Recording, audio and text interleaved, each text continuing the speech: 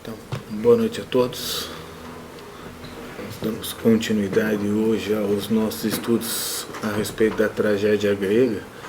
E hoje, então, como nós havíamos planejado, nós encerramos o nosso estudo de Sófocles. Na próxima apresentação, nós já começamos a trabalhar com Eurípides, o último dos tragediógrafos gregos que nós vamos estudar. E para a próxima apresentação, a peça que eu gostaria que todos lessem para que a gente possa começar a conversar a respeito do teatro de Eurípides é a famosíssima Medeia.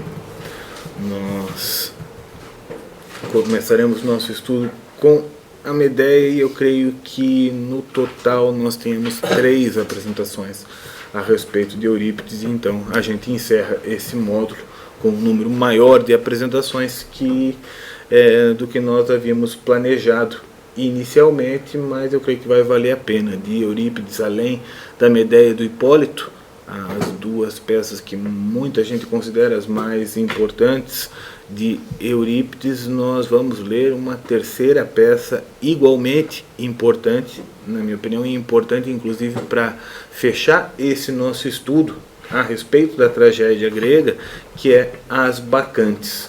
E, além disso, alguns trechos, alguns comentários ao menos a respeito de outras peças de Eurípides, que é aquele autor, como nós sabemos, que mais peças, de quem mais peças nos chegaram, então alguns outros trechos de outras peças nós vamos estar comentando aqui. Hoje a gente encerra, como eu dizia, nosso estudo de Sófocles e o nosso estudo das peças tebanas de Sófocles, que nós estudamos na ordem da cronologia mítica, mas não na ordem da cronologia em que elas foram compostas por Sófocles. Nós sabemos que há cerca de 40 anos separando o Édipo em Colono, sobre o qual nós conversamos na apresentação passada, e a Antígona, o tema da nossa apresentação de hoje. A Antígona é uma das primeiras peças de Sófocles, o Édipo em Colono, a última delas, representada póstumamente, e o Édipo Rei no centro, por assim dizer, da carreira de Sófocles. Então, uma em cada fase da sua atuação, da sua escrita de teatro. Quase 90 anos. Exatamente, ele morreu bastante velho e há quem diga que ele escreveu uma peça sobre a velhice, na velhice, entre outras coisas, em resposta a seus filhos, que estavam tentando destituí-lo em vida, estavam querendo passar a perna no velho pai, estavam exatamente pleiteando na justiça uma espécie de interdição ou equivalente à interdição na época, e ele escreveu Édipo em Colono como uma das provas de que ele estava longe ainda de estar gagá. E nós vemos que é a mais pura verdade. E até pelo que deram, a causa favorável a ele, né?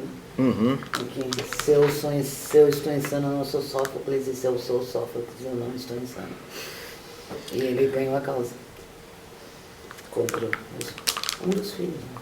O que não deixa de ser interessante até mesmo para aqueles que gostam de vasculhar elementos autobiográficos no texto das peças, porque afinal de contas nós vimos na semana passada tudo que Édipo tinha a dizer a respeito de seus 2 filhos homens. Justamente esses filhos homens que, são o mote da ação na Antígona. Bom, na primeira apresentação a respeito de Sófocles, e na verdade na primeira apresentação deste módulo, me referindo a respeito de algumas características da tragédia em geral e dos tragediógrafos que nós iríamos estudar, eu mencionei alguma coisa a respeito dos heróis sofoclianos, das características peculiares do herói trágico nas peças de Sófocles. É claro que há algumas características comuns nos heróis trágicos, essas características que nós temos discutido e tão difíceis às vezes de aprender, dada a tremenda variedade, as grandes diferenças entre uma tragédia e outra, a despeito de qualquer semelhança que nós possamos, verificar nas peças. Eu falava que algo nos heróis de Sófocles os distinguem dos heróis de Ésquilo e de Eurípides, não tanto por eles terem características que os outros não têm, mas por eles terem essas características em grau máximo.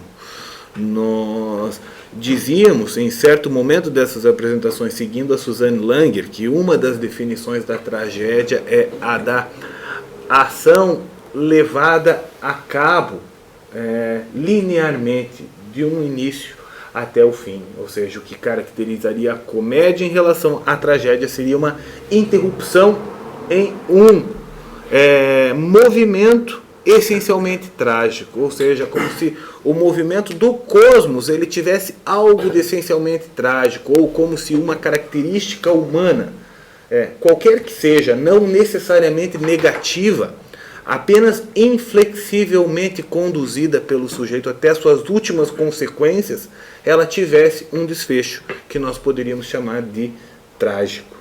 E nós dizíamos que essa definição de tragédia ela se aplicaria sobretudo a Sófocles, mais do que aos outros dois tragediógrafos, porque em Sófocles nós vemos justamente essa inflexibilidade de modo muito marcado nos seus heróis.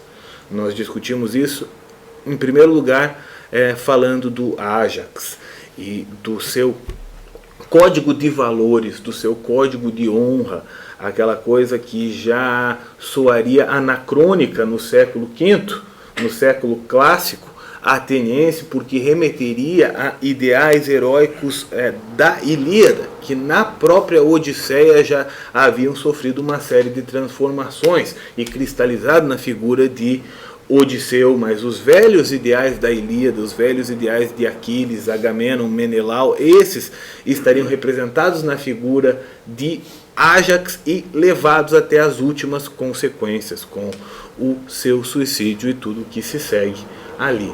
Nós vimos Édipo numa busca inflexível pela verdade a respeito de si mesmo, da qual nada o demovia.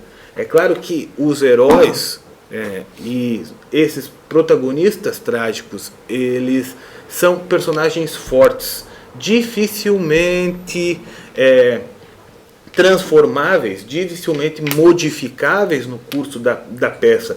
Eles seguem a sua linha de ação, eles seguem uma espécie de fidelidade a si mesmos, uma espécie de núcleo de personalidade se manifesta do início ao fim.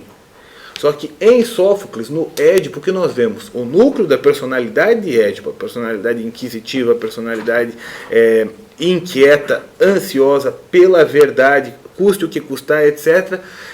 Personagens e mais personagens chegando para tentar tirá-lo daquela busca, para o bem dele no final das contas. Tirésia, Jocasta e assim por diante, para o bem dele, entre aspas. Nós podemos nos perguntar se seria um bem para Édipo mesmo permanecer na ignorância, mas ao menos é assim que isso aparece aos olhos do profeta Tirésias, de Jocasta e de todos aqueles outros personagens que tentam tirar Édipo daquela busca. Ele não se deixa levar para nenhum lado exceto o seu e dá no que dá. No Édipo em Colono, nós vemos a resistência de Édipo em o quê? Em se deixar manipular por aqueles que querem usar da sua presença já tornada benfazeja. Então, não se deixar manipular por Creonte, não se deixar manipular por Polinices e assim por diante. Na verdade, nós vemos uma espécie de teimosia em Édipo desde a primeira cena. Vocês se recordam que Édipo começa a peça em local proibido e é alertado disso pelo estrangeiro, pelo personagem que aparece ali para dialogar com ele no início. Ele diz: não, este é meu lugar. E esta afirmação de que este é o seu lugar, ela vai permear toda a peça e vai ser encampada por Teseu, que vai acreditar nele, que vai confiar nele e que vai levar junto com ele a ação até o fim. Vocês vejam que os destinos em cada um desses exemplos são muito, muito diferentes, não é isso? Em Ajax, é verdade, a peça não termina com o suicídio do herói. A peça termina muito depois do suicídio do herói, com uma espécie de composição promovida por Odisseu, que de algum modo restaura para todos os envolvidos uma espécie de equilíbrio. É um final trágico no que se refere a Ajax, mas é um final que nós poderíamos chamar de ascensional, ou o percurso do suicídio até o sepultamento de Ajax é um percurso ascensional. Esse percurso ascensional ele não existe de modo algum no Édipo Rei, que é aquela peça que nós dizíamos, seguindo Aristóteles, a mais trágica, a trágica por excelência, aquela em que certas possibilidades são levadas às últimas consequências, o mais poderoso dos reis, o mais feliz no sentido grego, ou seja, aquele que tinha todas as posses, todas as vantagens, todos os poderes de um grande rei, vendo todo o seu mundo desmoronar no final. Eis que agora, para fechar esse nosso estudo, nós chegamos na Antígona. Antes de falarmos da Antígona, porém, eu queria mencionar algo que, na verdade, eu também já mencionei em algumas apresentações atrás, mas uma outra possibilidade de desfecho em Sófocles, representada pela peça que nós não lemos, o Filoctete, porque... novamente, essa é uma peça em que nós podemos ver essa unidade de propósitos, essa unidade de olhar do artista trágico de Sófocles na composição dos seus personagens, na escolha dos seus temas míticos, mas ao mesmo tempo com um outro tipo de desfecho, com um outro tipo de final. Vocês lembram de algumas semanas atrás que Filoctete, o herói da peça que leva o seu nome, é o herdeiro do arco, o grande arco, nós diríamos, mágico, heróico, poderoso de Hércules. Ele está de posse deste arco e há uma profecia de que a guerra de Troia não será vencida a não ser com este arco. Vocês lembram também que, no entanto, no caminho para Troia, Filoctete se feriu. Foi mordido por um serpente no calcanhar. Exatamente. E esta mordida, ela não só fedia horrivelmente a ponto de nenhum dos companheiros de Filoctete na expedição aguentar aquele cheiro, aguentar a presença de Filoctete, como ela doía mortalmente, de modo que Filoctete não podia conter seus gritos, seus urros, as suas queixas. Então, não podendo suportar aquela presença, aqueles urros, aquelas queixas, aquele fedor, eles largam Filoctete numa ilha e deixam ele lá. A peça, então, a ação da peça transcorre no momento em que o filho de Aquiles, Neoptólemos, e Odisseu vão até a ilha tentar pegar o arco, em obediência à profecia de que a guerra de Troia não seria vencida sem o arco. Novamente, aí nós vamos ter um conflito. O arco é que ele não erra um alvo nunca. Olha. Aquele arco, só que precisa do arqueiro. Ele não vem sem o arqueiro. O que acontece nessa peça é que nós vamos ter novamente conflitos de valores muito marcados. Os valores guerreiros, o tipo de honra guerreira representada pelo filho de Aquiles, ou seja, pelo descendente daqueles velhos ideais, e Odisseu, com a sua esperteza, com a sua inteligência, com a sua capacidade de manipulação, de mentir, de enganar. Nós sabemos da Odisseia que essa capacidade ela vai ser usada muitas vezes por Odisseu com fins que nós poderíamos dizer legítimos, escapar dos ciclopes. Então ele manipula os ciclopes, engana os ciclopes, etc. E assim por diante. São características bastante recorrentes na figura de Ulisses, Odisseu. Odisseu então está disposto a enganar Filoctete. Neoptólemos não está bem certo disso. E no final, apesar de Neoptólemos se deixar convencer por Odisseu, ele fraqueja, fala a verdade para Filoctetes, bota tudo a perder. E parece que eles não vão conseguir levar o arco. Odisseu está aí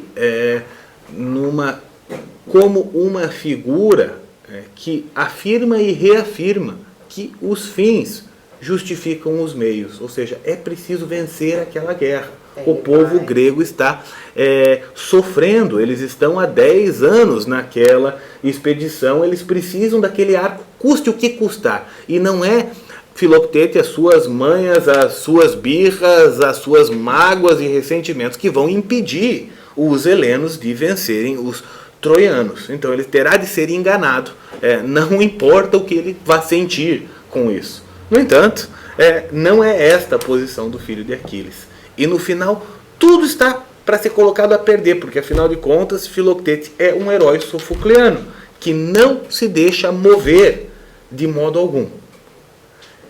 E aí, numa daquelas surpresas típicas do teatro trágico grego, numa daquelas surpresas que, de algum modo, os atenienses que assistiam ao espetáculo sentiam com muito mais impacto do que nós, entra em cena o famoso Deus Ex Machina. Quando tudo parecia estar perdido, o Deus, no caso, é o semideus, ou é o herói divinizado, é o próprio Héracles, o portador original do arco, que entra em cena e ele, neste momento, move Filoctete. Ele, nesse momento, determina que Filoctete irá, sim, para Troia, apesar dos seus sentimentos, apesar das suas razões, porque é importante que ele vá, porque este é o desígnio divino. E Filoctete aceita, Filoctete se rende a esta voz de Deus. Por que eu menciono isso? Porque, de algum modo, é como se nós tivéssemos em uma peça só, o Filoctete, o arco inteiro que nós vemos no Édipo Rei e no Édipo em Colono. Porque qual é a grande diferença dos dois Édipos? Que o Édipo em Colono é um Édipo que está em conformidade, de acordo, em harmonia com desígnios divinos. Entendeu, compreendeu e aceitou. Tudo que lhe passou antes, não é isso? Toda a cegueira, a tragédia da vida de Édipo, teria de algum modo uma equivalência, não só com a ferida em Filoctete, mas com o tratamento que ele recebeu dos seus companheiros de guerra helenos. Tudo isso de algum modo é transfigurado por essa ação divina, que parece, aos olhos dos desavisados, introduzir algo artificial, um desfecho artificial. Mas esse artificialismo, entre aspas, representado pelo Deus Ex Machina, e que acabou se associando ao significado da expressão Deus Ex Machina no futuro, que nos revela o verdadeiro sentido da peça, que é esta intromissão divina, benévola, decisiva para o destino heróico e ao qual o herói se curva.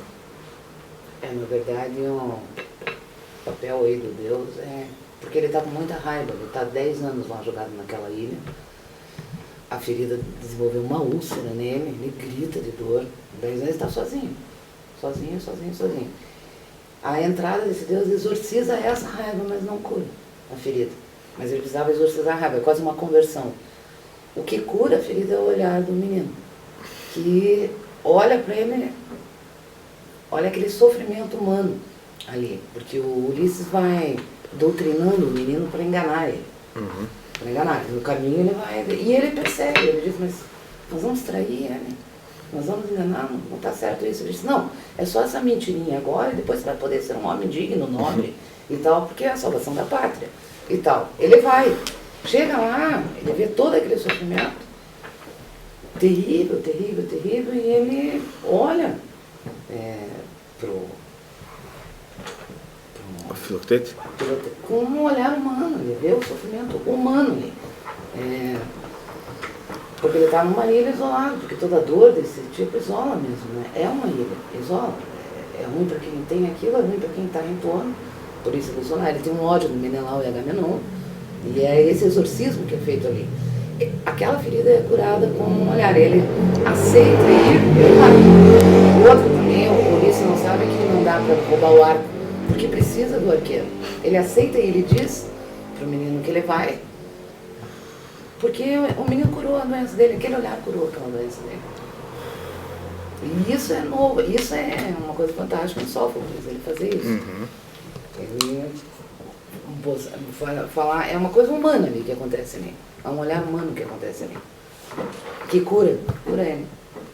Em suma, é como se em certas peças, vejam que coisa, o significado de tudo isso que a Lu falou, é como se em certas peças nós já vislumbrássemos nos tragediógrafos a possibilidade de vencer, a possibilidade de transcender o destino trágico mesmo, a situação trágica mesmo.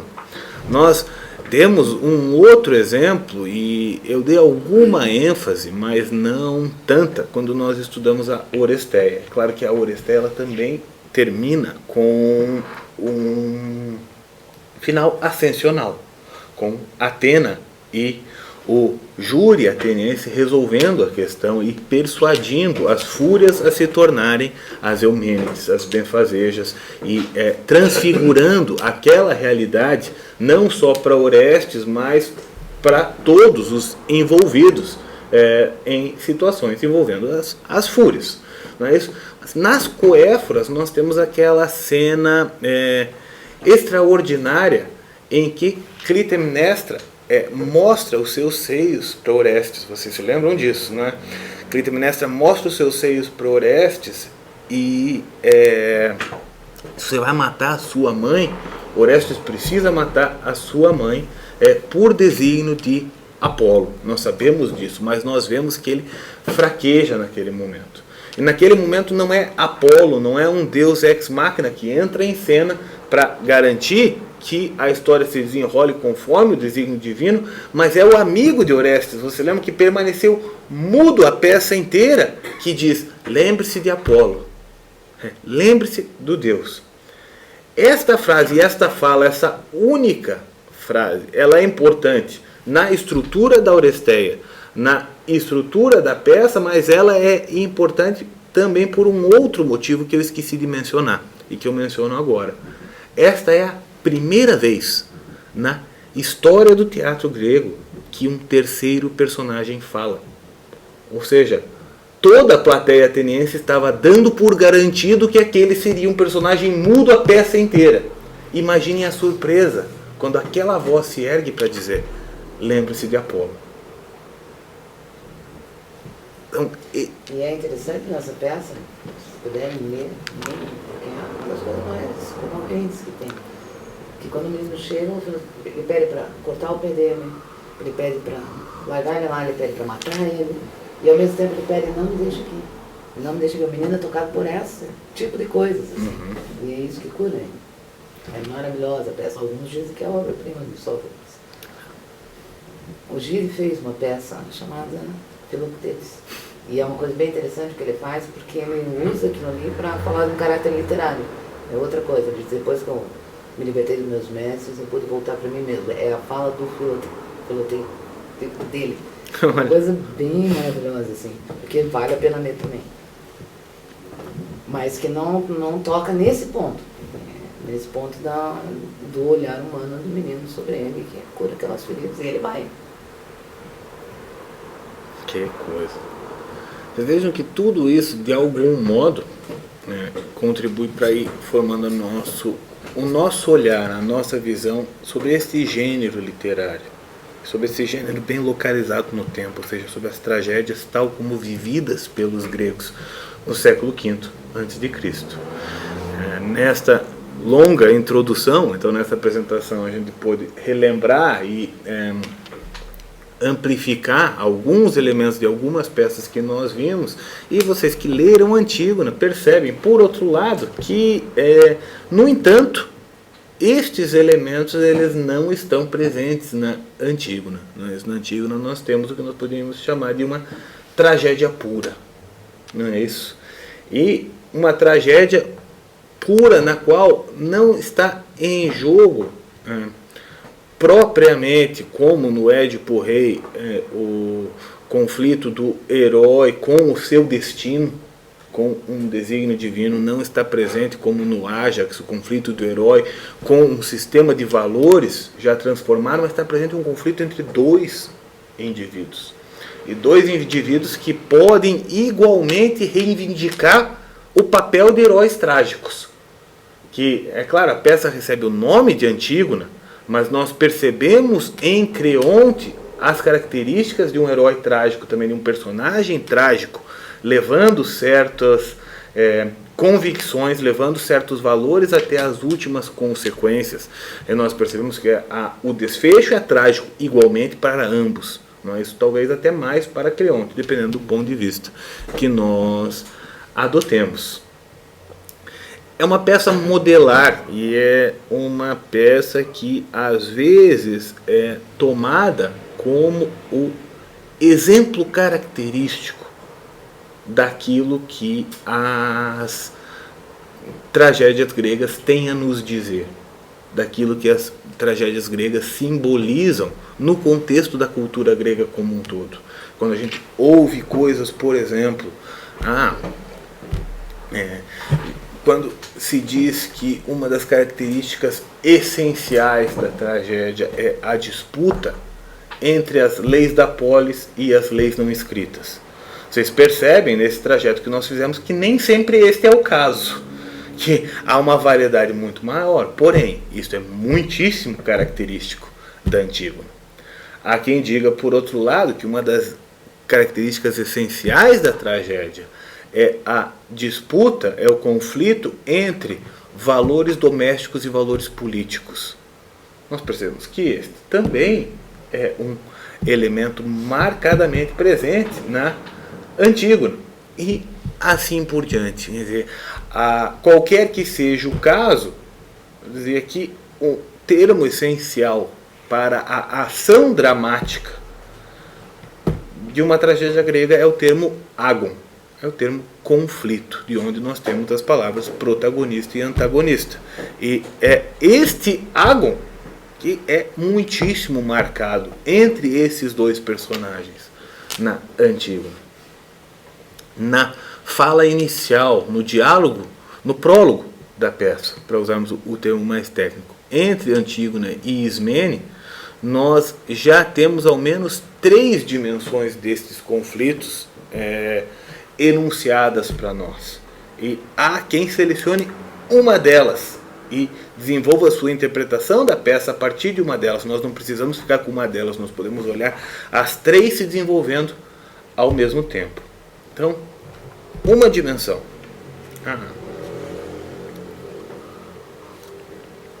Conflito entre os mundos feminino e masculino. Dependendo do intérprete que nós formos consultar, se algo desta ideologia de gênero está presente nele, ele vai dar muitíssima ênfase a esse aspecto. E ele vai ter razão em alguma medida de dar alguma ênfase a esse aspecto, porque isso está lá. Está na boca de Antígona e Ismene. Ismene diz, mas nós somos apenas mulheres. E Antígona diz, sim, nós somos. E esse mundo masculino ele é hostil a elas, ele é mais poderoso do que elas. Há uma relação de força e fraqueza, atividade e passividade. E este mundo feminino, do qual se espera a perfeita passividade, se insurge contra uma decisão masculina. Ele está na boca do Creonte. É verdade, né? exatamente. Ele vai morrer que perder uma mulher. Exatamente.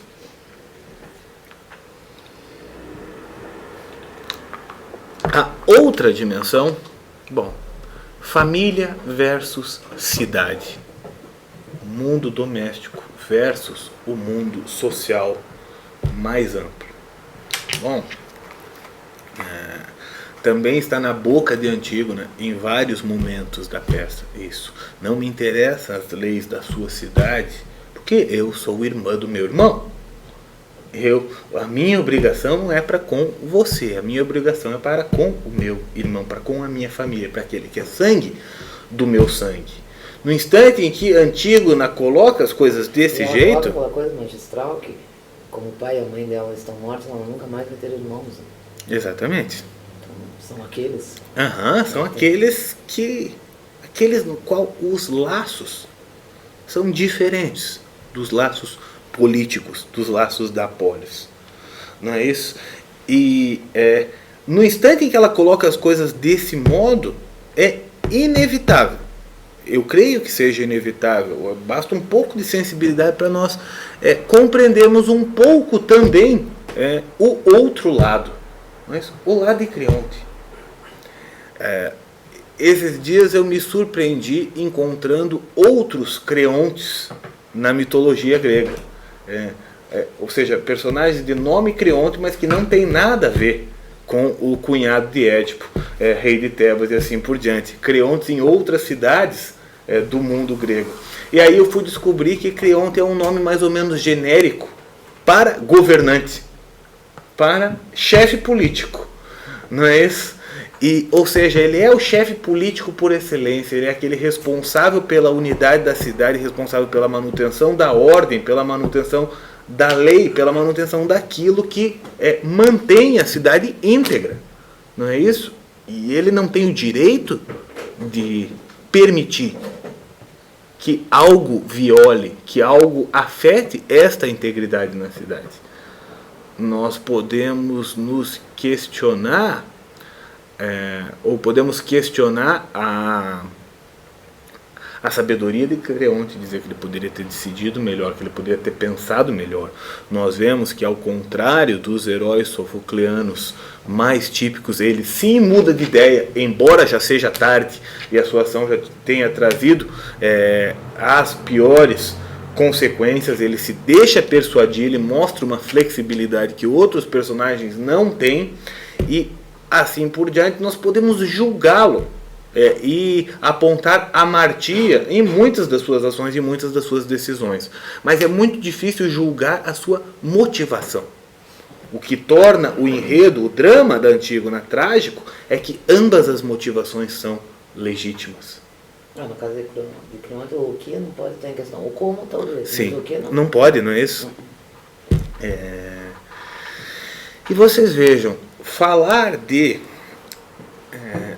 leis domésticas ou de valores domésticos versus valores políticos torna possível que nós coloquemos o drama, o conflito, o agon ainda em outra perspectiva, dentro desse mesmo âmbito, uma perspectiva a qual eu fiz uma alusão na apresentação introdutória dos estudos de mitologia, a perspectiva que contrasta physis e nomos, natureza e sociedade. Não é isso? É fácil perceber que este é um dos conflitos subjacentes ali. Por quê? Porque valores de sangue são referências diretas à physis, à natureza.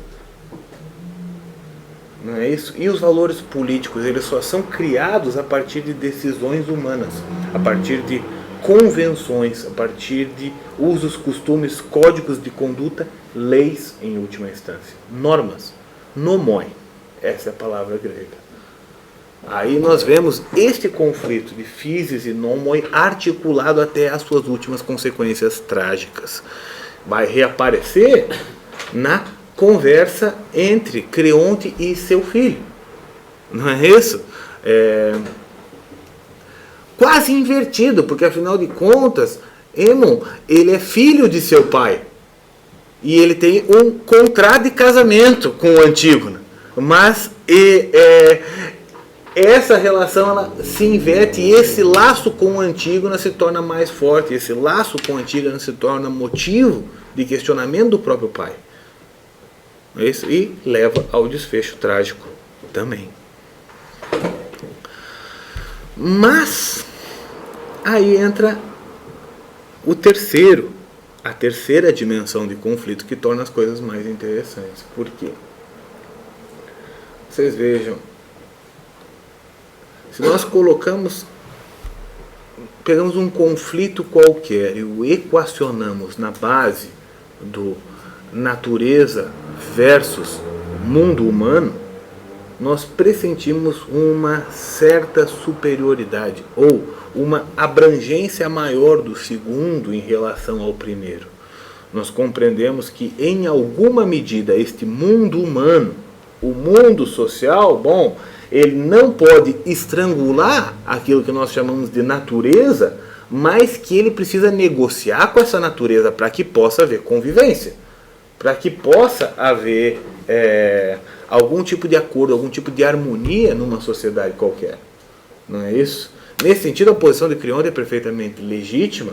Quer dizer, os desejos, as aspirações, as alianças individuais, elas precisam estar submetidas a outras finalidades, a outras alianças, as alianças que visam a sociedade como um todo, a unidade social como um todo. É isso? Esse é o conflito essencial da ciência política. É um dos maiores dramas estudados por Platão e Aristóteles no século seguinte da história grega. Porém, não é só assim que o conflito é montado na Antígona. Para além do conflito natureza e mundo humano, há o conflito leis humanas versus leis divinas, leis não escritas. Isso passa despercebido por alguns comentaristas, que tendem a reduzir, daí a interpretação da peça ela acaba se deformando, não é isso? Ela passa a ser vista como uma apologia do que nós poderíamos chamar de subjetividade. Afinal de contas, meu mundo íntimo, interno, subjetivo, os meus laços de sangue, versus algo mais objetivo, mais geral, mais comum. E, no entanto, quando a gente percebe que o conflito é entre leis humanas e leis divinas, nós percebemos que são as leis da cidade que são parciais, que são convencionais, que são particulares, no fim das contas, versus a perfeita objetividade da lei por excelência representada por Zeus e pelos seus desígnios. Antígona vai dizer com todas as letras, não foi Zeus que determinou isso aí, Creonte. Não é isso? O interessante é que nós não temos nem uma coisa nem a outra, nós temos as duas juntas. E algo nos é comunicado, não discursivamente, não em termos de afirmações a respeito da natureza, da sociedade, do mundo divino, mas na forma de um conflito dramático, que não tem resolução e, portanto, leva a um desfecho trágico. Tudo bem até aí? Então, bom, para eu não falar sozinho, mas foram as impressões, o que vocês têm a dizer a respeito desses conflitos e de tudo mais que eu nem mencionei na peça ainda, o que mais chamou a atenção, por que a leitura dessa peça valeu a pena? Presumindo que valeu. O que aquela peça disse individualmente para cada um de nós.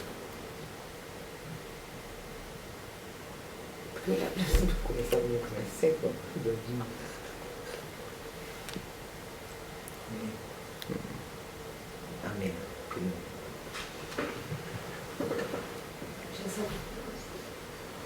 A Antígona, especificamente, já tinha lido outra vez, e dessa vez fiquei de novo com aquela coisa das leis não escritas, das leis escritas, desse conflito todo. A diferença agora é que eu não fiquei só do lado de Antígona, eu não fui lendo. Principalmente porque quando eu vi aquele final sobre a prudência em relação ao Creonte, eu falei, puxa, isso sim é trágico. O fim dela parece menos trágico. Ela acertou, morreu, mas acertou. Ele não. E mais ou menos isso. Eu fiquei dessa leitura. A gente vem vindo de uma primeira leitura há muito tempo. Mas veja que Creonte vai dizer lá no início já da peça, né? Não é possível conhecer perfeitamente um homem e o que vai no fundo de sua alma, seus sentimentos e seus pensamentos mesmos, antes de o vermos no exercício do poder, senhor das leis. Se alguém, sendo o supremo guia do Estado, não se inclina pelas decisões melhores e, ao contrário, por algum receio mantém cerrados os seus lábios, considero, e sempre o considerarei, o mais ignóbil das criaturas. E se qualquer um tiver mais consideração por um de seus amigos que pela pátria, esse homem eu desprezarei. Vejam que há duas metades nesta falazinha de Creonte. Há toda a ideologia do chefe de Estado na segunda parte, e que é o que caracteriza Creonte aos nossos olhos e que faz com que ele possa ser simpático ou antipático a nós, dependendo do modo com que nós enxergamos essas coisas. Porém, a primeira parte é uma espécie de advertência. Né? Isso não é possível conhecer perfeitamente um homem e o que vai no fundo de sua alma antes de o vermos no exercício do poder. Não dá para ler a peça sem se colocar imaginativamente no lugar desse homem. E aí o drama dele salta aos nossos olhos. Para mim, o que me chamou bastante atenção nessa leitura agora foi o papel, inclusive, do guarda. Porque me pareceu assim, então você tem um indivíduo ali com aquele problema que é ela, né? Tem lá que enterrar o irmão contra lá toda uma lei da sociedade. Tem ele que carrega o peso dessas leis da sociedade. E a sociedade, para mim, está representada por aquele guarda. Então, o Creonte, ele como um governante, ele tem que lidar com aquele tipo de pensamento. É que ele, não, vou me salvar aqui, eu sei que ela está certa, mas eu quero me salvar, eu quero saber do meu. Esse é o povo. É uma coisa assim, e ele tem que carregar o peso disso. As pessoas não estão carregando. Aquele guarda ali mostra bem que cada um quer salvar o seu. Ela está num conflito pessoal, real, ela tem que fazer aquilo ali mesmo, porque afinal, né, é aquela coisa. Meu filho mata alguém, e eu sei, só eu sei. Ele é meu filho, não vai faltar gente para entregá-lo. Eu não preciso entregá-lo para o Estado, para essa coisa toda. Precisa ser eu. Vai pegar assim. Essa é a coisa dela. Ela tem mesmo que obedecer a lei divina. E o Creonte, ele tem que ser aquele guardião. E, no entanto, é toda uma tragédia, é isso que me chama a atenção. Aquela... Tem que organizar uma cidade, tem a voz. E a voz da cidade está naquele guarda. É aquilo. E perder tudo que ele perde no final. É isso, é uma profissão que você não deveria escolher de chefe de Estado. Eu chego nisso, entendeu? Eu chego nisso. Não deveria querer isso nunca, porque mas é uma vocação também. Vejam que essas grandes questões políticas, elas estão sendo colocadas desde o início do nosso estudo. Essa perspectiva do chefe de Estado. Nós não paramos para nos deter profundamente neste problema. Mas vejam que este é o conflito que coloca em marcha toda a Oresteia. Exatamente. O Agamenon, ele está diante do mesmo conflito entre Físis e Nomos. O chefe militar versus o pai da filha querida. Ambos não dá para julgar. Mesmo que eles fazendo o que fazem. Exatamente. E é aquilo que você disse, a coisa dele é muito inglória. A dela não é. Mas a dele é inglória. De qualquer um, né? É inglória. A senhora Lincoln lá e vê o Obama agora no lugar dele. Você imagina, deve se virar no todo mundo. Que mais, pessoal?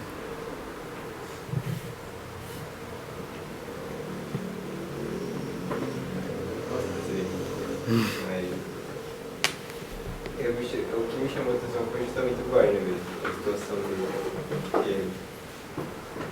Justamente você falou, eu me vi na situação daquele guarda, desse problema.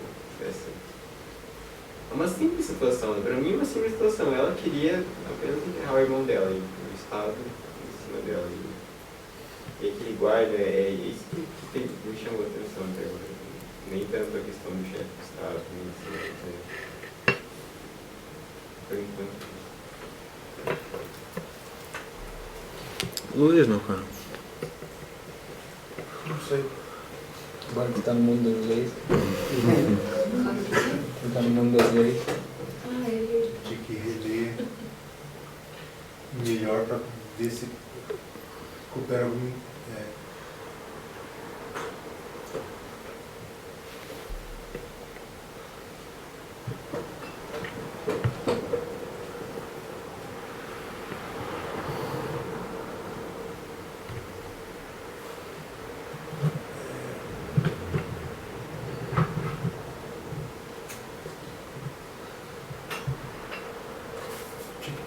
Pegar de volta.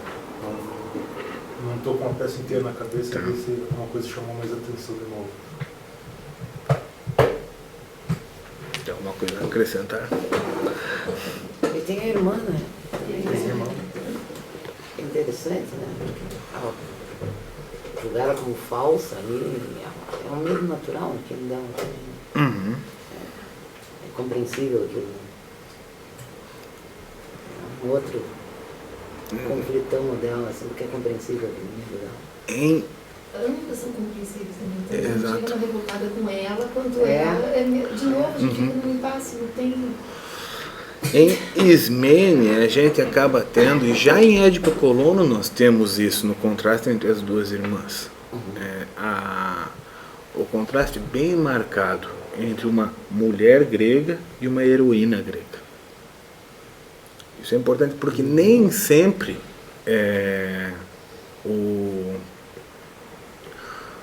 dependendo do modo com que a gente defina o herói grego. Quando a gente falou a respeito do Édipo em Colono, a gente tentou pegar algo dessas características heróicas. Mas há outros modos, há modos inclusive mais genéricos e mais abrangentes de falar dos heróis gregos. São justamente esse modo mais genérico que faz com que a gente possa falar do herói trágico quase como sinônimo do protagonista trágico. Nesse sentido, a própria Medeia, que nós vamos ler na próxima apresentação, é uma heroína trágica. Uma heroína, porque por um lado nós podemos considerar o herói como o representante por excelência de um certo sistema de valores, aquele sujeito que em vencendo certas provas que nós chamaríamos de iniciáticas, cresce para além de uma estatura humana, da estatura humana normal. Esses são os grandes heróis. Hércules, o próprio Aquiles, o próprio Ulisses, a seu modo, e assim por diante. Mas o herói, no sentido mais genérico e abrangente, ele pode ser considerado aquele homem maior que a média de que fala Aristóteles. O personagem imitativo alto. Não é isso?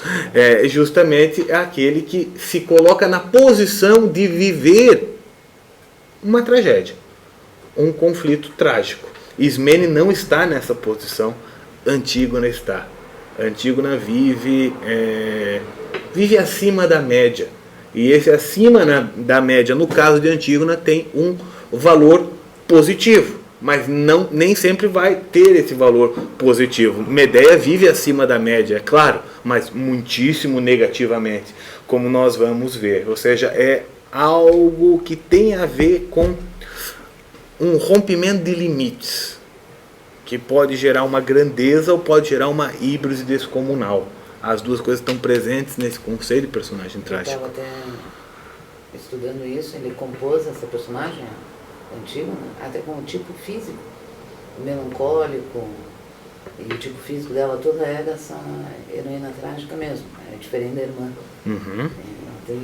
Ele compôs assim, a melancolia, ela é pequenininha, é uma coisa bem fantástica que ele faz ali na composição dela, para mostrar a diferença entre ela e a irmã, mas não colocando a irmã numa situação, aquilo que a menina disse, é compreensível aquilo, no papel deles mesmo.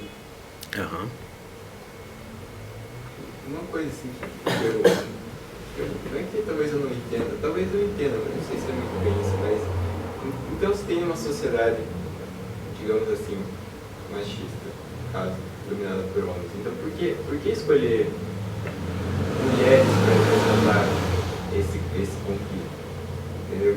Isso me chama a atenção também. Por que eles escolhem as mulheres, justamente elas, para elaborar o conflito, entendeu? Sendo que a sociedade, de certo modo, é deles. Então, assim, vocês também se viam como as mulheres, às vezes, perante o Estado, às vezes perante as leis do código. Assim, eu penso assim, será que eles se viam na figura das mulheres sendo femininas? Talvez o mesmo sentimento, não sei dizer. Na verdade, posso responder? Na verdade, o conceito machista não se aplica àquela sociedade. Sim, tal como a gente conhece, tinha uma coisa de superioridade mesmo, natural, que existe, né, em um certo aspecto. E, eles eram bem mais, acho que carinhosos e afetivos e cuidadosos com suas mulheres do que a modernidade pensa. Ali é uma coisa assim, esse negócio de poder, essa coisa toda, é mesmo um fazer masculino. Acho que mais que acho que não dá para atribuir dá para atribuir essa oposição que é natural, né? Mas não esse conceito, né? Extemporâneo. Não, sim, eu não achei palavras mas é que eu acho interessante eles escolherem a mulher como É porque uma das coisas que a gente vai vendo é que há uma série de imagens, uma série de papéis, algo que a gente poderia quase que, em estudando e delimitando esses papéis, chegar a uma ideia de arquétipos claramente femininos versus outras imagens, outros papéis claramente masculinos. De algum modo isso reflete algumas características da sociedade grega, sem dúvida. Em alguma medida, no entanto, não dá para nós sabermos. Você pôs açúcar de novo. Puxa. Acontece.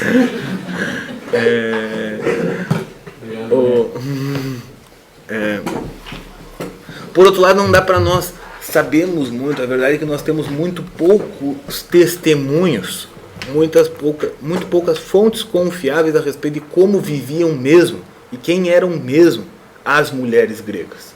Nós não sabemos direito. Então, acho que essa é a minha exato. Eu não sei como colocar as mulheres nesse mundo.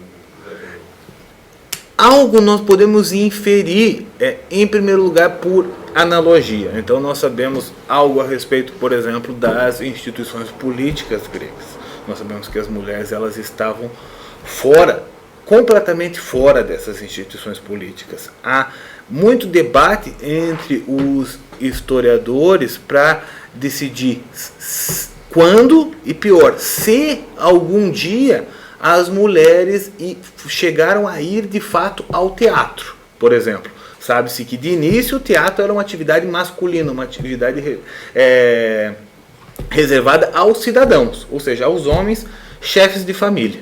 Inclusive entre os atores. Os atores nem se fala, toda a companhia de atores era composta apenas de homens e assim por diante, mas mesmo na plateia é duvidoso se as mulheres chegaram a assistir de fato às peças. Elas não tinham lugar, né, na vida pública e, aliás, elas praticamente não existiam publicamente. Essa é uma circunstância social muito parecida com certos elementos orientais que o Wagner nos descrevia a respeito da sociedade colonial brasileira, ou seja, o lugar da mulher era dentro de casa. Um famoso julgamento, um dos mais famosos julgamentos da história jurídica grega se refere a um caso de adultério, em que o marido mata a mulher e o seu amante. Ele ficou famoso porque a defesa desse marido foi escrita pelo sofista Lísias. E esse discurso nós temos na íntegra. O que acontece? Nesse discurso de Lísias, nós vemos que boa parte do discurso é dedicada a explicar aos jurados como foi possível que aquela mulher estivesse no andar de baixo de casa. Porque, afinal de contas, o lugar da mulher era no segundo andar, o lugar do marido no primeiro, justamente para que ninguém tivesse acesso à sua mulher. Então, é assim.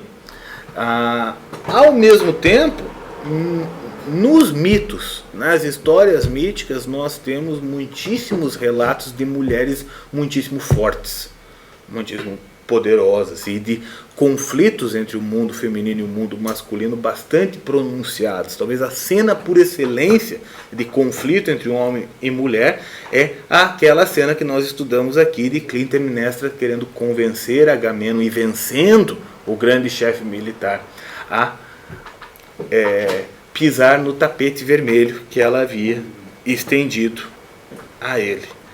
Outra coisa que eu não mencionei, pouco a pouco vão voltando mais dados das peças que vão ficando para trás nas nossas conversas.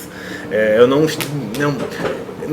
creio que eu tenha ressaltado suficientemente essa cena no contexto da Oresteia como um todo, mas vocês lembram que a peça começa com o mensageiro chegando para avisar do retorno iminente de Agamenon. E a primeira coisa que o mensageiro faz é se ajoelhar e beijar a terra grega. Não é isso? Agamenon não chega a pisar na sua própria terra. É como se nós disséssemos, ele não chega a voltar para casa, porque ele é vencido antes pela mulher. Esses exemplos de mulheres, eles são recorrentes no mito, eles são recorrentes no teatro. E o que a gente nota em muitos textos de várias naturezas, não só textos ficcionais, mas discursos, enfim, até mesmo nos filósofos, você nota que as mulheres representam em alguma medida um risco. Um risco porque justamente elas não são fracas, elas não são inermes, mas ao contrário, elas têm um certo tipo de poder caracteristicamente feminino. Quer dizer, o risco tremendo representado por Afrodite, por exemplo, que destrói vidas, que aliás causou a própria guerra de Troia. Não é isso? O risco representado por Helena de Troia. Isto é recorrente na visão que os homens têm das mulheres na Grécia. A mulher como a dona da casa é recorrente na visão que os homens têm das mulheres na Grécia. A mãe, a mulher também. Então, esse conjunto de arquétipos ele serve para nos dar uma ideia de como elas eram vistas, e eles têm um reflexo num plano superior, no Olimpo. Porque no Olimpo que nós temos? Nós temos Afrodite, a sexualidade explosiva de Afrodite. Nós temos Atena, que é a filha perfeita, casta. Nós temos Hera, a esposa. Nós temos as deusas da terra, da fertilidade. Nós temos Deméter, nós temos Ártemis. Todo esse conjunto de figuras, de divindades femininas, eles nos dão ideias do quê? Dos aspectos das mulheres, tal como vistas pelos homens gregos. Que, afinal de contas, mitos são feitos por homens. Nós podemos imaginar, ao menos a escrita, a transmissão, o registro dos mitos era uma tarefa masculina, com pouquíssimas exceções na poesia lírica, em que nós temos as grandes poetisas, a começar por Safo. Não é isso? Muito bem. No caso desta peça, não poderia não ser as filhas de Édipo naquele papel.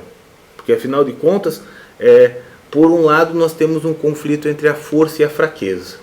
As mulheres representando um certo tipo de fraqueza, em comparação com a força político-militar, digamos assim, representada por Creonte, o chefe dos guardas, afinal das contas, o chefe da cidade. Por outro lado, nós temos valores familiares. Esses são os valores femininos por excelência. É este mundo que está em conflito com o mundo masculino da polis. Por outro lado, veja que é desta raiz feminina que brota o quê? Esta ideia de leis não escritas. Aí nós temos vários significados. Em primeiro lugar, nós temos uma referência à própria Atena, que afinal de contas é a sabedoria que nasce da cabeça de Zeus. Essa é a filha parida pelo pai, mas ela é uma figura feminina, uma figura que vai ser assimilada mais tarde à própria Sofia, à própria sabedoria, à própria filosofia. Muito bem, uma sabedoria transcendente à sabedoria humana, moderada, perfeitamente racional, perfeitamente luminosa. Essa é a Atena. Por outro lado, bom,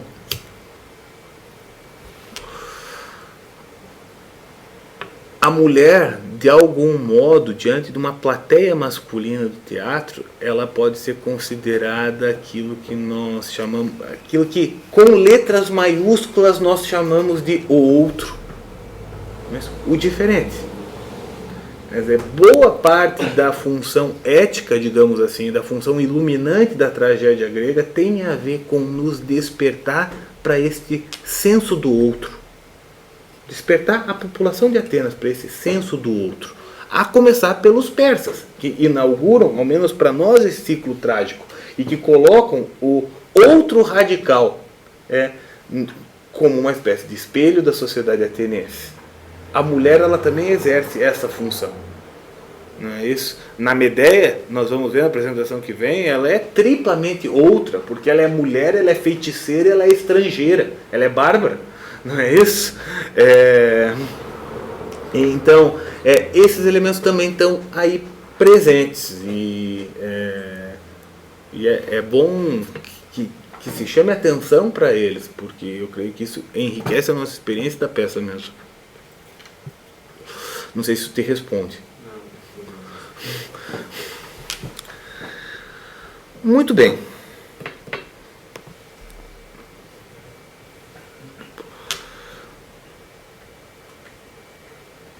Há ainda um outro aspecto deste conflito entre Antígona e Creonte, mas esse eu gostaria de deixar para o final, do qual nós já estamos nos aproximando.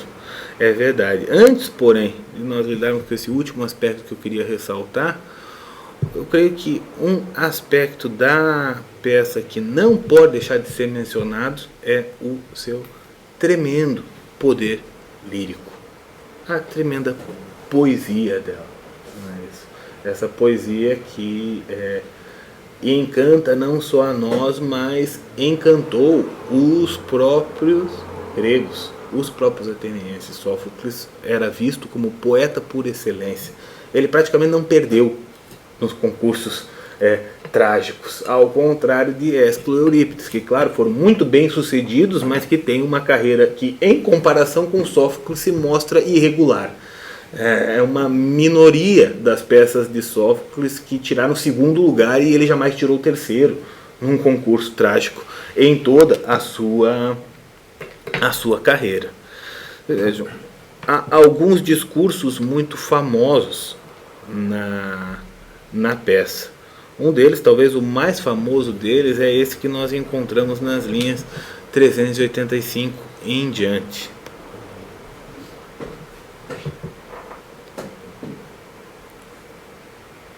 Alguém quer ler para nós? Você me lembrou aquilo que você estava falando lá no começo, na primeira metade dele, do domínio do homem, da relação do homem com o animal. Mais a metade dele. É bem isso aí que está nesse discurso, eu anotei. Vamos lá, vamos ler e a gente conversa um pouquinho a respeito disso. Alguém quer ler ou eu mesmo leio? A gente manifesta, vai ser duro sem o Felipe aqui. Muito obrigado. Há muitas maravilhas, mas nenhuma é tão maravilhosa quanto o homem. Ele atravessa, usado, o mar grisalho, impulsionado pelo vento sul tempestuoso, indiferente às vagas enormes na iminência de abismal, e exaure a terra eterna, infatigável, deusa suprema, abrindo-a com o arado em sua ida e volta, ano após ano, auxiliado pela espécie equina. Ele captura a grei das aves lépidas e as gerações dos animais selvagens, e prende a fauna dos profundos mares nas redes envolventes que produz, homem de engenho e arte inesgotáveis. Com suas armadilhas ele prende a besta agreste nos caminhos íngremes e doma o potro de abundante crina, Ponto-lhe na cerviz o mesmo jugo que amassa o ferro touro das montanhas. Soube aprender sozinho a usar a fala e o pensamento mais veloz que o vento e as leis que disciplinam as cidades, e a proteger-se das nevascas gélidas, duras de suportar a céu aberto, e das adversas chuvas fustigantes. Ocorrem-lhe recursos para tudo, e nada o surpreende sem amparo. Somente contra a morte clamará, em vão por um socorro, embora saiba fugir até de males intratáveis. Sutil de certo modo na inventiva, além do que seria de esperar, e na argúcia, que o desvia às vezes para a maldade, às vezes para o bem, se é reverente às leis de sua terra e segue sempre os rumos da justiça tirada pelos deuses, ele leva à máxima grandeza sua pátria. Nem pátria tem aquele que, ao contrário, adere temerariamente ao mal. Jamais quem age assim seja acolhido em minha casa e pense igual a mim. Muito bem. É um dos vários discursos do coro que nós lemos. Aqui o coro está nos dizendo aí que tipo de imagem ele está nos conduzindo a formar e por quê.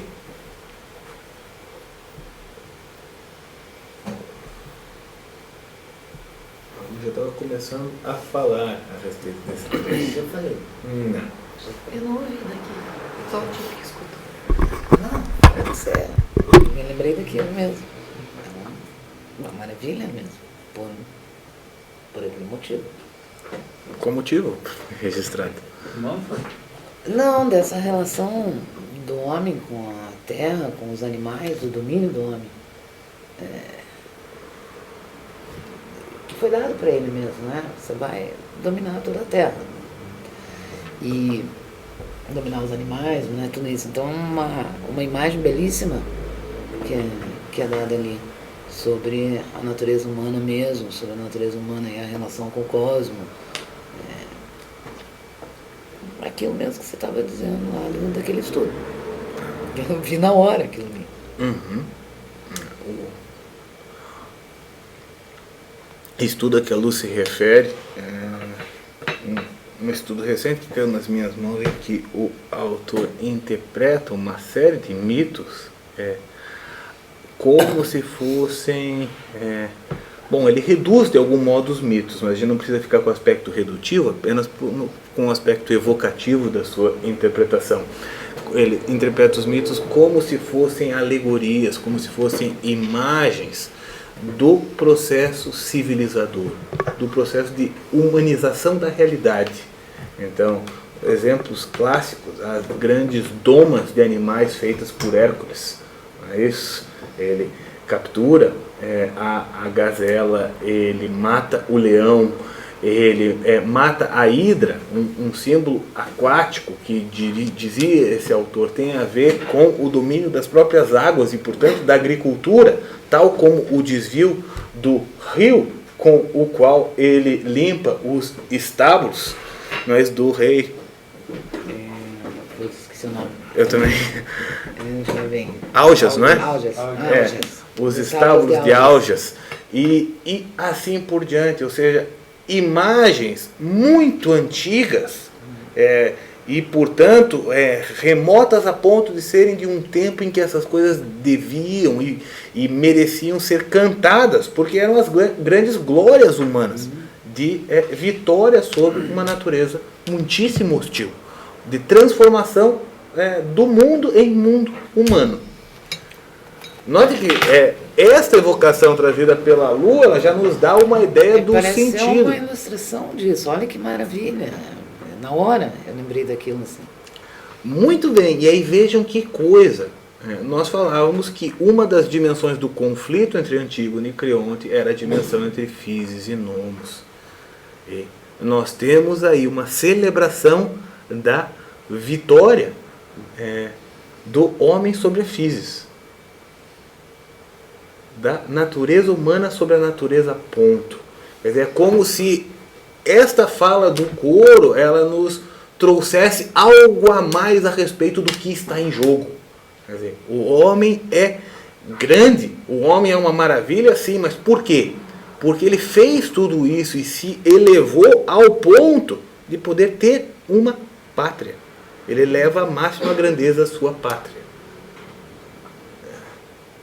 Ao celebrar o homem em geral, veja que coisa, Sófocles não está tomando partido de Creonte do modo algum, mas ele está nos lembrando do que se trata, do que está em jogo aí. Vamos dar uma olhada numa outra fala do coro, essa mais caracteristicamente trágica, a partir da linha 662.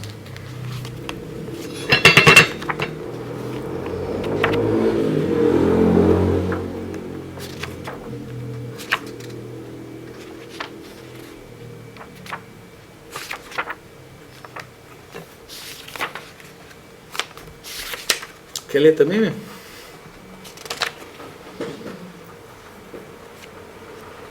Felizes são aqueles cuja vida transcorre isenta de todos os males, pois os mortais que um dia têm os lares desarvorados pelas divindades jamais se livrarão dos infortúnios por todas as seguidas gerações. Da mesma forma, a vaga entumecida, soprada pelo vento impetuoso da Trácia, quando varre o mar profundo, revolve em turbilhões a areia negra e a leva às praias onde a faz bramir, entre gemidos, estrondosamente. Vejo as antigas infelicidades da casa dos Labidácidas juntarem-se às novas desventuras dos defuntos, e as gerações mais novas não resgatam as gerações passadas. Um dos deuses agarra-se insaciável a elas todas e as aniquila. Não há salvação. O pálido lampejo de esperança, que sobre o último rebento de Édipo surgira, esvai-se agora na poeira dos deuses infernais, ensanguentada pelo arrebatamento das palavras e por corações cheios de furor. Que orgulho humano, Zeus, será capaz de opor limites ao poder só teu, que nem o sono precursor do fim de todos vence, nem o perpassar infatigável do tempo divino. Governas o fulgor maravilhoso do Olimpo como soberano único, imune ao tempo que envelhece tudo. E no porvir, tal como no passado, a lei para os mortais será mantida. Nada haverá de realmente grande em suas vidas sem desgraças juntas. É um conforto para muitos homens a instável esperança. Para outros é uma ilusão de seus desejos frívolos, insinuando-se junto aos ingênuos, até que aos pés lhe chegue o fogo ardente. Pois com sabedoria alguém falou as célebres palavras: cedo ou tarde, o mal parecerá um bem àquele que os deuses resolveram desgraçar. E são momentos poucos e fugazes os que ele vive livre da desdita. Que vos parece?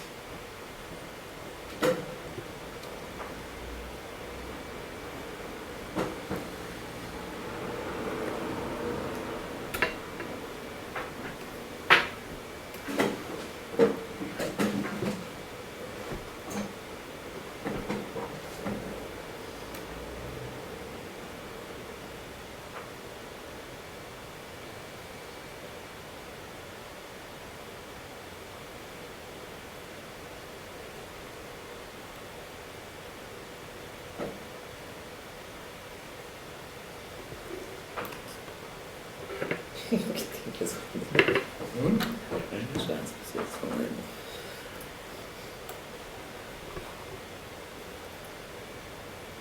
Prestem atenção em tudo que a gente tem visto, inclusive em outros momentos do nosso estudo nesse grupo. Isso começa com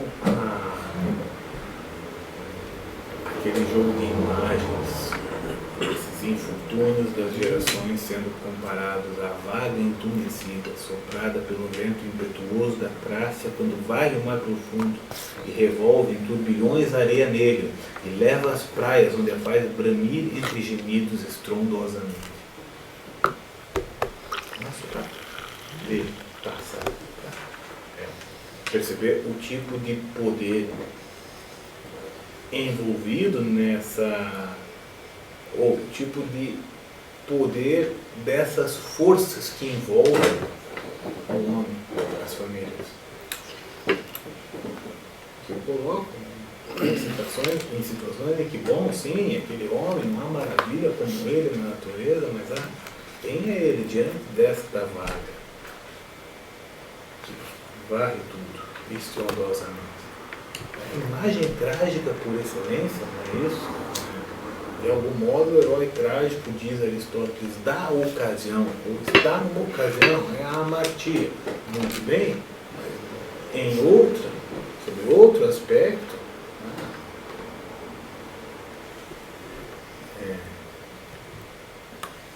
é a possibilidade de não viver um destino trágico que é extraordinário e maravilhoso, não é isso? Por que não? O homem é tudo aquilo, mas é isso aqui também. Isso. É um ritmo que não pode ser detido nem contido, que faz. É um ritmo mesmo de um aspecto da vida.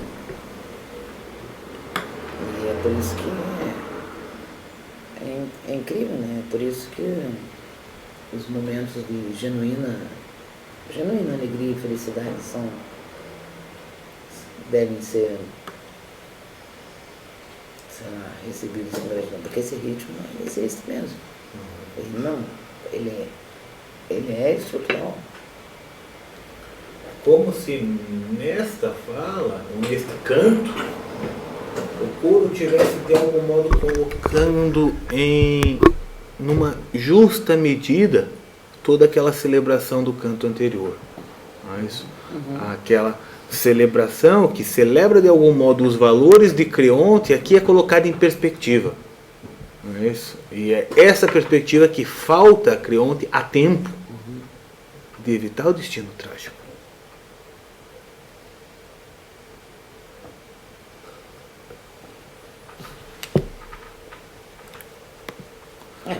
De fato tem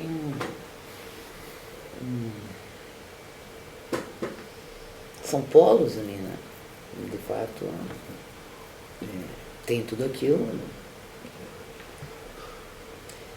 e tem isso. Aí você vai questionar uma coisa ali, mas o que vale mesmo? Ele questionou num minuto tardio, muito tarde mesmo. Peraí, entendeu? Porque isso aqui é o fluxo dessa coisa aqui, que é assim estruturalmente, com mais ou menos desgraceiras, né? Uma ingenuidade achar que o homem, por outro lado, achar que ele pode deter esse fluxo e ficar numa perpétua paz e felicidade, que é o que as pessoas procuram. E aí perde, né? Os momentos de genuína paz e felicidade, porque ele não quer que isso, seja. Ali eu creio que tinha que fazer um cômputo total, né? No momento certo. Ele fez, mas tarde. Quer dizer, ninguém perpetuar uma coisa que também não pode ser perpetuada. Né?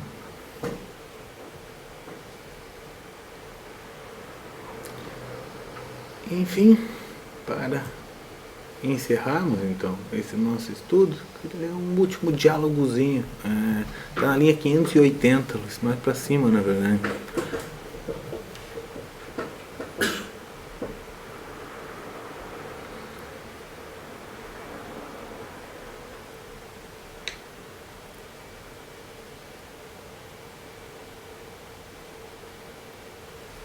Isso. Você faz Antígona? Só tu, entre os tebanos, vês dessa maneira. Eles também, mas silenciam quando surges. Não coras por pensar só tu, diversamente? Não há vergonha alguma em nos compadecermos dos que nasceram das entranhas de onde viemos. E aquele que morreu lutando contra o outro também não era teu irmão, do mesmo sangue? Do mesmo sangue, de um só pai e uma só mãe. Por que então distingues impiamente o outro? O morto não confirma essas palavras. Confirmará se a distinção o iguala ao ímpio. Foi como irmão que ele morreu, não como escravo. Destruindo a cidade, o outro defendendo-a. A morte nos impõe as suas próprias leis. Mas o homem bom não quer ser igualado aos maus. Quem sabe se isso é consagrado no outro mundo? Nem morto um inimigo passa a ser amigo. Nasci para compartilhar amor, não ódio.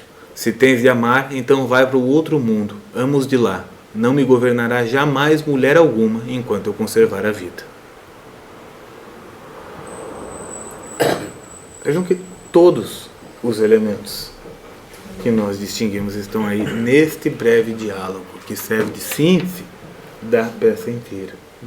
E ao mesmo tempo que serve de síntese para a peça inteira, traz um outro elemento que nós ainda não salientamos, mas que é bastante curioso que esteja aí, porque esta peça e todas as referências às leis não escritas, a oposição entre o indivíduo e a sociedade, não apenas o indivíduo considerado no seu aspecto carnal, natural, subjetivo, mas ao contrário do indivíduo que pode se colocar acima da sociedade porque está vivendo desde um patamar superior de realidade, está vivendo de acordo com as famosas leis não escritas. Tudo isso faz da peça uma espécie de prenúncio, uma espécie de aviso do que está por vir. Toda a transformação, não na alma grega, mas na alma de alguns indivíduos gregos, a partir do desenvolvimento da filosofia. Tudo aquilo que está simbolizado e, mais do que simbolizado, está presente e foi vivido por Sócrates. Encarnado por Sócrates na sua vida. Isso de algum modo aconteceu antes na ficção. Aconteceu antes no teatro, foi vivido enquanto possibilidade, a partir da imaginação de Sófocles, da interpretação que Sófocles deu ao mito. E aí nós temos, só tu entre os tebanos vês dessa maneira. Não coras por pensar só tu diversamente. A ênfase radical no indivíduo. No indivíduo em oposição ao quê? À convenção, à maioria, à coletividade. Antígona, sozinha. Não, ela não cora. Só ela pensar diversamente. Porque ela sabe de onde ela tira os seus critérios de razão, os seus critérios de ação. E ela sabe que esses critérios são superiores. Ela se torna desse modo uma figura de Sócrates, não é isso? É como essa imagem, então, que eu gostaria que nós terminássemos hoje com a tentativa de reunir todos esses elementos. Daqui a 15 dias nós damos continuidade, então, falando de Eurípides, genericamente, a respeito do teatro de Eurípides, mas já entrando na análise, nos comentários, no estudo específico da Medeia. Por hoje, nós ficamos por aqui. Boa noite a todos.